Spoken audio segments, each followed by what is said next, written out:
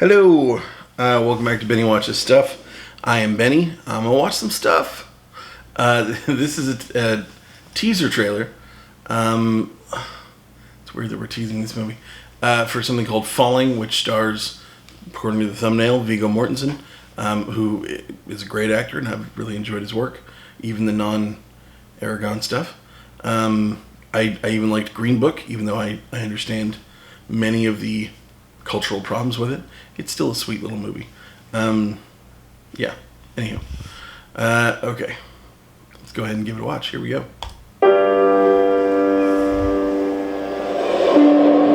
You asked me to come get you.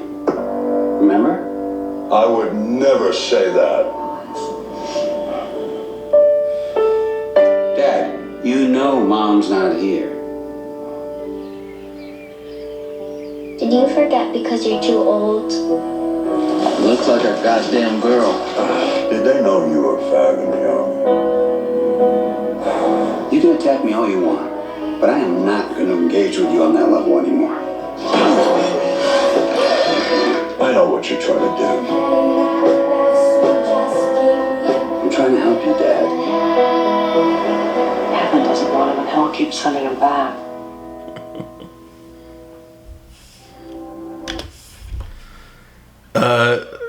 Interesting. There's a teaser trailer for this. I think you would just wait and have the whole trailer, just because usually teasers to me are stuff where it's like a known intellectual property that we're like looking forward to or anticipating. I don't think anybody saw this one coming, but it looks great. Definitely looks like awards bait. I think that's Lance Henriksen. Yeah. Yeah, just this looks really cute, really sweet. Gosh, that felt amazing. I really kind of want to see that. As somebody who I'm a father myself, my daughter's appeared on this channel. You can go back and watch some of the older videos. I usually bring her around for the kid movies. She's 14 now though, so not quite as much of a kid as she used to be. But when you become a parent, the relationship from child to parent to then now grandparent.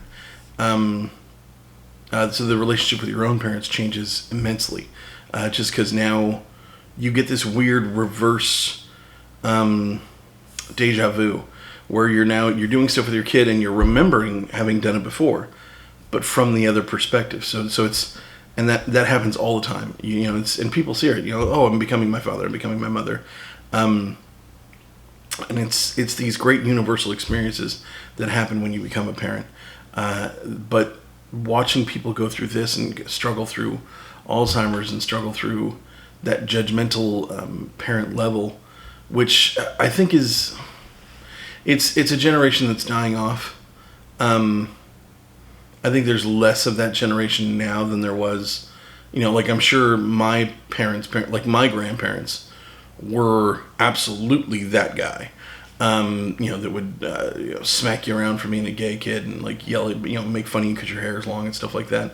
That's that terrible old way of thinking.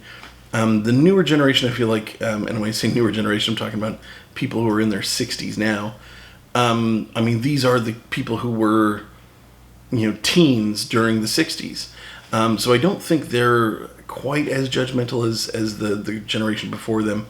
Still more judgmental than I know I'm going to try to be. Although I do think there's a thing that happens as we all get older, where the world keeps changing, the world keeps growing, and there's going to be a thing that eventually happens that you're like, you want to be an enlightened person and love and not judge and all this stuff, and then somewhere along the way something happens that you're like, okay, but no, can't do that. That's come on, we can't do that.